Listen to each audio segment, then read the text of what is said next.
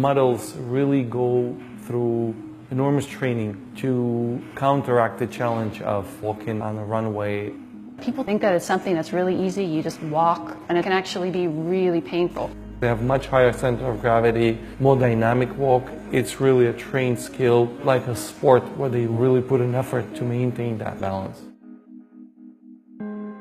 The first component is an equinus walk because they walk on very high heels and they land on the forefoot with foot really plantar flexed.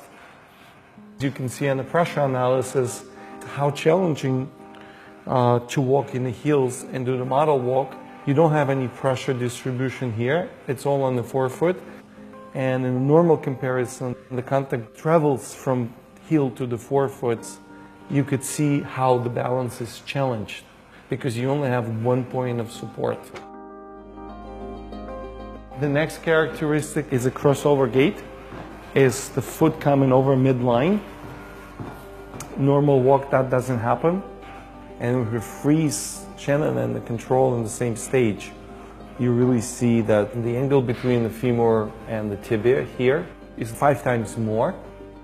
When you cross your feet over, it creates a more narrow walk. So fabric will flow. If you're wearing a long skirt and you're walking one foot in front of the other, the fabric will start to flow and it'll just display it more beautifully. The third characteristic is an excessive hip sway and excessive hip hike.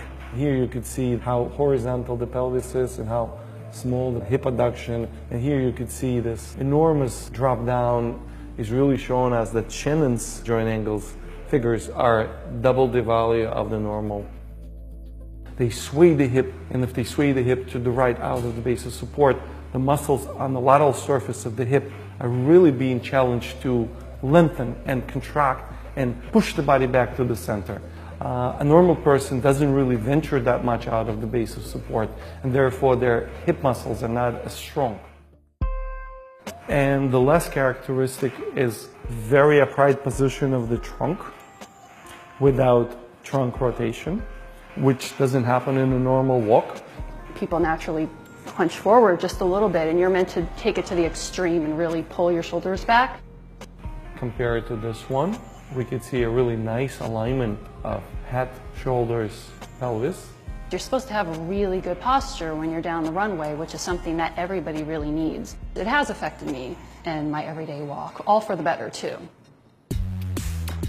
All the principles of this walk really just come from making the clothes look as good as possible.